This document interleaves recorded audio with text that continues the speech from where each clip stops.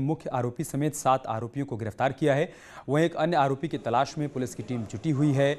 Police इस मुकदमे को फास्ट ट्रैक कोर्ट में ले जाकर आरोपियों को जल्द से जल्द सजा दिलवाने का प्रयास कर रही है। इस कॉलेज में आगे इस तरह की घटना ना हो, इसके लिए कई कदम भी उठाए जा रहे हैं, जिसमें छात्रों की काउंसलिंग भी शामिल है। बचे हुए हैं जो प्रकाश में और लोग आए हैं, उनको पकड़ने हैं तो हमारे 12 टीम्स फील्ड में काम कर रहे हैं। फास्ट ट्रैक कोर्ट में लेके इनको सजा दिलाने की पूरी प्रयास रहेगी। पॉलिटेक्निक में जो हमारे बॉयज़ हॉस्टल है और पॉलिटेक्निक की जो मेन एरिया है, उन लोगों के लिए तो एक काउंसलिंग सेशन तो दिया जाएगा और वहाँ पे जो भी है ट्रेसपासर्स का एक नियम अधिनियम जो भी पहले से जो बनी है उसको 100% अनुपालन करने की व्यवस्था भी हम लोग सुनिश्चित करा देते हैं। बुलंदशहर में 16 साल की नाबालिग लड़की के साथ दुष्कर्म का मामला सामने आया है। आरोप के मुताबिक यहां फैक्ट्री में उसके सहकर्मी ने बेहोश कर इस वारदात को अंजाम दिया। पीड़िता की माने तो युवक उसे नशीला पदार्थ खिलाकर पिछले 4 महीने से रेप कर रहा था। इतना ही नहीं, शिकायत करने या परिजनों को बताने पर पूरे परिवार की हत्या करने की धमकी भी दिया करता था। पीड़िता की मां की तहरीर पर पुलिस ने पॉक्सो एक्ट के तहत मामला दर्ज कर लिया है और पीड़ित लड़की को मेडिकल जाँच के लिए भेजा गया है। में अभियोग दर्ज कराया गया। प्राप्त जानकारी जो हुई उसके अनुसार 8 तारीख को 3 दिन पहले आरोप यह है कि एक पोल्ट्री में काम करने वाली लड़की, उसी के सहकर्मी ने उसे कोल्ड ड्रिंक में कुछ पिलाने के बाद उसके साथ बलात्कार की घटना की। 2 दिनों तक परिवारजन आपस में समझौते जैसा काम करते रहे। जैसे ही पुलिस को इस प्रकरण की जानकारी हुई, तत्काल वादी से संपर्क कर अभियोग पंजीकृत कराया गया और अभियुक्त की गिरफ्तारी का प्रयास किया जा रहा है। फतेहपुर में दबंगों ने सरकारी हैंडपंप से पानी भरने के विवाद में बुजुर्ग पर धारदार हथियार से हमला कर दिया। इस दौरान जब उसकी पत्नी, बेटा और बहू बीच बचाव करने के लिए आए तो दबंगों ने उन पर भी ताबड़तोड़ हमला कर दिया। सूचना मिलने के बाद मौके पर पहुंची पुलिस ने 2 महिलाओं समेत 3 घायलों को इलाज के लिए जिला अस्पताल में भर्ती करवाया है, जहां एक महिला समेत 2 की हालत गंभीर बनी हुई है। इस मामले में पुलिस ने 2 हमलावरों को गिरफ्तार भी किया है।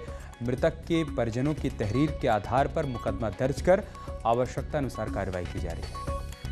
सरकारी नल से पानी भरने को लेकर के 2 पक्षों में मारपीट हो गई, जिसमें एक वृद्ध की मृत्यु हो गई है। इस संबंध में 2 आरोपियों को गिरफ्तार कर लिया गया है। अभियोग पंजीकृत कर आगे की विधिक कार्रवाई की जा रही है। कानपुर में आपराधिक वारदातें थमने का नाम नहीं ले रही हैं। यहां पुरानी रंजिश में युवक की चापड़ से काटकर हत्या कर दी गई। अमित के ऊपर इलाके के एक हिस्ट्री शूटर बबलू घिस्से की हत्या का आरोप था। इस मामले में वो जमानत पर छूटा था। पुलिस ने मृतक के परिजनों की तहरीर के आधार पर 8 लोगों पर मामला दर्ज कर लिया है। घटना बजरिया थाना क्षेत्र की है, जहां पर घर लौटते वक्त कुछ लोगों ने घेर कर चापड़ से सिर पर ताबड़तोड़ हमला कर गंभीर रूप से घायल कर दिया। परिजन उसको लेकर हैलेट अस्पताल पहुंचे, जहां इलाज के दौरान उसकी मौत हो गई। बता दें कि साल 2013 में इलाके के हिस्ट्री शूटर अपराधी बबलू घिस्से की घर के पास हत्या हुई। जब भगदड़ मची तो किसी एक आदमी आया तो वो बोलने लगा कि तुम्हारा भाई वहाँ ड्रिंक कर रहा है। तो फिर जब ऐसे बोला कि वहाँ ड्रिंक कर रहा, तो हम लोग जब भगदड़ से भागे, सबके सब भागे, तो बोला वहाँ लड़ाई झगड़ा हो रही है। वहाँ देखा तो मेरा भाई वहाँ मरा पड़ा था, कुचला हुआ था, ईंट पत्थर से मारा था और चापड़ की भी मारी थी। इसने मारा था बबलू घिस्से के लड़के अभिषेक, और दूसरा लड़का है गौरव उर्फ गोरेलाल, और इसकी माँ मरवा रही थी। उसका नाम है मटोल नाम है उसका। कल अभिषेक वगैरह जो कि बबलू घिस्से के पुत्र थे, बैठे शराब पी रहे थे। उसी बीच अमित जा रहा था, कुछ कहा सुनी हुई और उन लोगों ने पत्थर से उसको मार दिया। हॉस्पिटल ले जाने पर उसकी मृत्यु हो गई। पंचायतनामा भर आवश्यक कार्रवाई की जा रही है। अभियुक्तों की गिरफ्तारी का पूरा प्रयास किया जा रहा है। जल्द ही गिरफ्तारी हो जाएगी। फतेहपुर में नगर पंचायत बहुआ के अधिशासी अधिकारी राजकुमार को जान से मारने की धमकी मिली है। पीड़ित अधिकारी ने डीएम और एसपी से और सीएम योगी आदित्यनाथ को पत्र भेजकर इंसाफ की गुहार लगाई है। अधिशासी अधिकारी का आरोप है कि ई टेंडर प्रक्रिया में जब नगर पंचायत अध्यक्ष के चहेते ठेकेदार को टेंडर नहीं मिला तो पहले उसने टेंडर रद्द करने का दबाव बनाया, और जब मना किया गया तो ठेकेदार अरुण यादव ने अपने गुर्गे के साथ मेरे आवास पर आकर धावा बोल दिया और मुझे गाली गलौज कर जान से मारने की धमकी दी। इतना ही नहीं, ठेकेदार के गुंडे मेरे घर और ऑफिस की रेकी भी करते हैं। जैसे उन्होंने मानसिक रूप से काफ़ी तंग कर रखा है और मैं काम नहीं कर पा रहा हूँ।